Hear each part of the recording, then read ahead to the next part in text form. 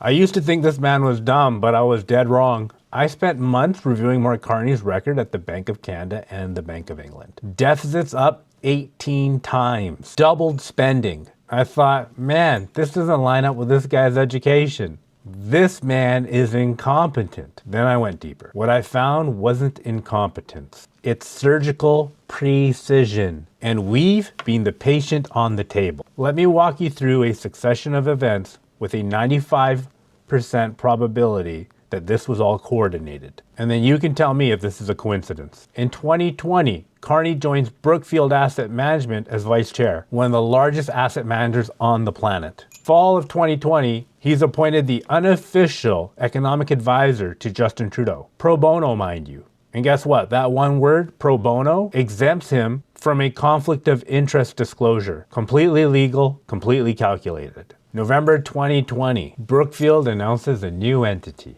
Bermuda-based, mind you, so it's offshore and untouchable. And in 2024, Carney meets the Chinese president. A new CFO is appointed to Brookfield, but I'm not going to tell you who yet. August 2024, Liberal MP Chandra Arya travels to India, unsanctioned, mind you, with the same CFO to negotiate a multi-billion-dollar deal. CSIS even notified the government, but like anything, nothing was done. They're the protected class. September 4th, 2024. The NDP coalition agreement is terminated. Finito. Liberal power is evaporating like water in the hot sun. Everyone knows the only thing keeping them alive is Jagmeet's pension deadline. Remember, I told you guys this is all about money, and where's that money sit? In pensions. February 2025. That is their clock, and 5 days later, Carney is appointed to the Liberal Task Force on Economics. Still pro bono, still exempt from disclosure. More access, more leverage, and more cover. And in September 2024, Brookfield solicits the federal government for another $50 billion.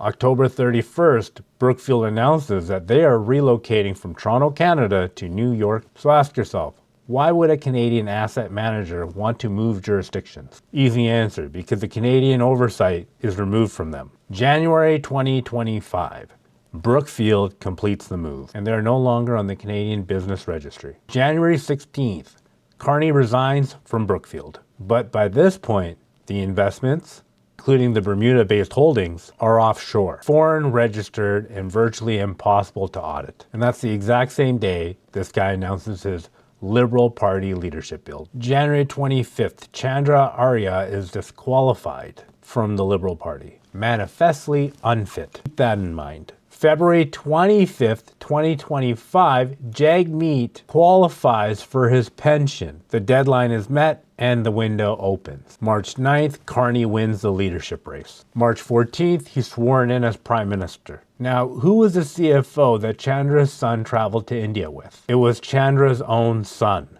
the CFO of the same company that Carney was the vice chair of. New prime ministers have 60 days to disclose investments. Carney then called the legal minimum election window of 36 days, and the election ends before the disclosure is even required. But he still needs a seat in Parliament. The process also takes a minimum of 36 days, which puts him past the 60-day disclosure window. No seat, no credibility. But disclosure destroys his path to a seat. March 20th, Chandra Arya's nomination is revoked, and then Carney takes the seat. Chandra, the man who was disqualified, handed the Prime Minister his seat and his cover. This is not politics. This is a balance sheet play. Carney negotiated a $250 million loan last October, met with the CCP, and advised the federal government to invest in projects that Brookfield would profit from. Projects that he will earn on in the next 15 years. Brookfield didn't move to New York because of taxes. They moved because they believe that this man can manipulate policy to multiply their returns. And he's already started. We've all been playing checkers, while this man has been playing chess since 2020. The question for you is quite simple. When the people writing the rules are also the ones cashing the checks, whose system are you building wealth inside of? Because the families winning in this environment aren't the ones that are trusting the system. They're the ones that understood it early enough to build outside of it.